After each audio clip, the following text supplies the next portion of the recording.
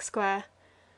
After many efforts and with much persuasion, the brother had agreed to see his sister's great witness. Lord Fawn had felt that he would lower himself by any intercourse with such a one as Andy Gowran in regard to the conduct of the woman whom he had proposed to make his wife, and had endeavoured to avoid the meeting. He had been angry, piteous, haughty, and sullen by turns.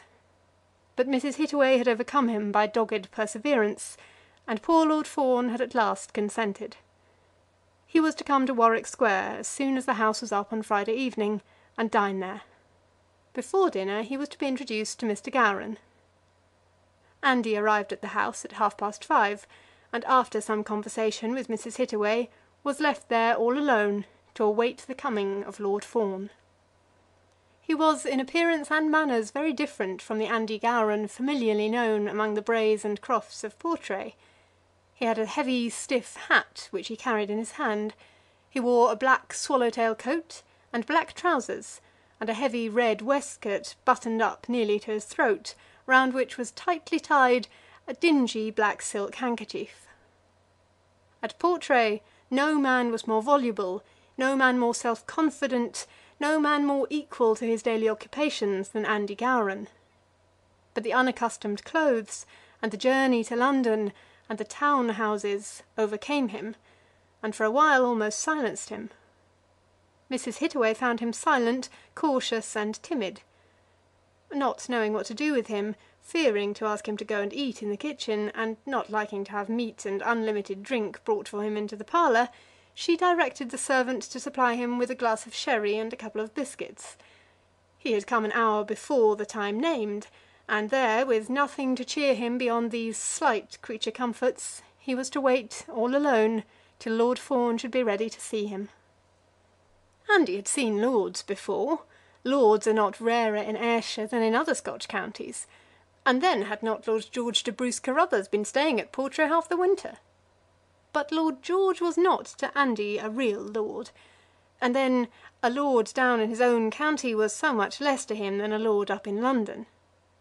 And this lord was a lord of Parliament, and a government lord, and might probably have the power of hanging such a one as Andy Gowran were he to commit perjury, or say anything which the lord might choose to call perjury. What it was that Lord Fawn wished him to say, he could not make himself sure. That the lord's sister wished him to prove Lady Eustace to be all that was bad, he knew very well. But he thought that he was able to perceive that the brother and sister were not at one, and more than once during his journey up to London he had almost made up his mind that he would turn tail and go back to Portray. No doubt there was enmity between him and his mistress, but then his mistress did not attempt to hurt him, even though he had insulted her grossly, and were she to tell him to leave her service, it would be from Mr. John Eustace, and not from Mrs. Hittaway, that he must look for the continuation of his employment. Nevertheless, he had taken Mrs. Hittaway's money, and there he was. At 7:30 Lord Fawn was brought into the room by his sister, and Andy Gowran, rising from his chair, 3 times ducked his head. "Mr. Gowran," said Mrs. Hittaway, "my brother is desirous that you should tell him exactly what you have seen of Lady Eustace's conduct down at Portray. You may speak quite freely, and I know you will speak truly." Andy again ducked his head. "Frederic," continued the lady, "I am sure that you may implicitly believe all that Mr. Gowran will say to you." Then Mrs. Hittaway left the room, as her brother had expressly stipulated that she should do. Lord Fawn was quite at a loss how to begin, and Andy was by no means prepared to help him. "If I am rightly informed," said the lord, "you have been for many years employed on the Portray property?" "All my life, so please your lordship." "Just so, just so. And of course interested in the welfare of the Eustace family?" "Nae doot, my laird, nae doot, very interested indeed." "And being an honest man, have felt sorrow that the Portray property should that anything bad should happen to it?" Andy nodded his head, and Lord Fawn perceived that he was nowhere near the beginning of his matter. "Lady Eustace is at present your mistress?" "Just in a fashion, my laird, as a mon may say. That is, she is, and she isna. There's a mony things at Portray as had to be looked after." "She pays your wages," said Lord Fawn shortly. "Eh, wages? Yes, my lord, she does all that." "Then she's your mistress?" Andy again nodded his head, and Lord Fawn again struggled to find some way in which he might approach his subject. "Her cousin, Mr. Greystock, has been staying at Portray lately?" "More couthy than cousinly," said Andy, winking his eye. It was dreadful to Lord Fawn that the man should wink his eye at him. He did not quite understand what Andy had last said, but he did understand that some accusation as to indecent familiarity with her cousin was intended to be brought by this Scotch steward against the woman to whom he had engaged himself. Every feeling of his nature revolted against the task before him, and he found that on trial it became absolutely impracticable. He could not bring himself to inquire minutely as to poor Lizzie's flirting down among the rocks. He was weak and foolish, and in many respects ignorant, but he was a gentleman. As he got nearer to the point which it had been intended that he should reach, the more he hated Andy Gowran, and the more he hated himself for having submitted to such contact. He paused a moment, and then he declared the conversation was at an end. "I think that will do, Mr. Gowran," he said. "I don't know that you can tell me anything I want to hear. I think you had better go back to Scotland." So saying, he left Andy alone, and stalked up to the drawing room.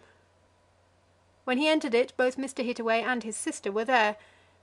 "Clara," he said very sternly, "you had better send some one to dismiss that man. I shall not speak to him again." Lord Fawn did not speak to Andy Gowran again, but Mrs. Hittaway did. After a faint and futile endeavour made by her to ascertain what had taken place in the parlour downstairs, she descended and found Andy seated in his chair, still holding his hat in his hand, as stiff as a wax figure. He had been afraid of the lord, but as soon as the lord had left him, he was very angry with the lord. He had been brought up all that way to tell his story to the lord, and the lord had gone away without hearing a word of it, had gone away and had absolutely insulted him, had asked him who paid him his wages, and had then told him that Lady Eustace was his mistress. Andy Gowran felt strongly that this was not that kind of confidential usage which he had had a right to expect, and after his experience of the last hour and a half, he did not at all relish his renewed solitude in that room. "A drap of pure thin liquor, poured out too, in a weeny glass nae deeper than an eggshell, and twa cookies, that's what she called refreshment." It was thus that Andy afterwards spoke to his wife of the hospitalities offered to him in Warwick Square, regarding which his anger was especially hot, in that he had been treated like a child or a common labourer, instead of having the decanter left with him to be used at his own discretion. When, therefore, Mrs. Hittaway returned to him, the awe with which new circumstances and the lord had filled him was fast vanishing, and giving place to that stubborn indignation against people in general, which was his normal condition. "I suppose I'm just to gang back again to Portray, Mrs. Hittaway, and that'll be all you'll want of me." This he said the moment the lady entered the room. But Mrs. Hittaway did not want to lose his services quite so soon. She expressed regret that her brother should have found himself unable to discuss a subject that was naturally so very distasteful to him, and begged Mr. Gowran to come to her again the next morning. "What I saw with my ain twa eyes, Mrs. Hittaway, I saw, and none the less because his lairdship minna find it just tasteful, as your ladyship was saying. There was them twa a colloguing and a sitting ilking at their slaps, all over, and a kissing, yes, my lady, a kissing, as females, not to say males, ought nae to kiss unless they be man and wife, and then not among the rocks, my lady. And if his lairdship doesna care to hear tell of it, and finds it nae tasteful, as your ladyship was saying, he should nae have sent for Andy Gowran all the way from Portray, just to tell him what I wanna hear now I'm come to tell it to him." All this was said with so much unction that even Mrs. Hittaway herself found it to be not tasteful.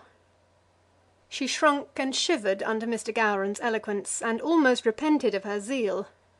But women perhaps feel less repugnance than do men at using ignoble assistance in the achievement of good purposes. Though Mrs. Hittaway shrunk and shivered under the strong action with which Mr. Gowran garnished his strong words, still she was sure of the excellence of her purpose, and believing that useful aid might still be obtained from Andy Gowran, and perhaps prudently anxious to get value in return for the cost of the journey up from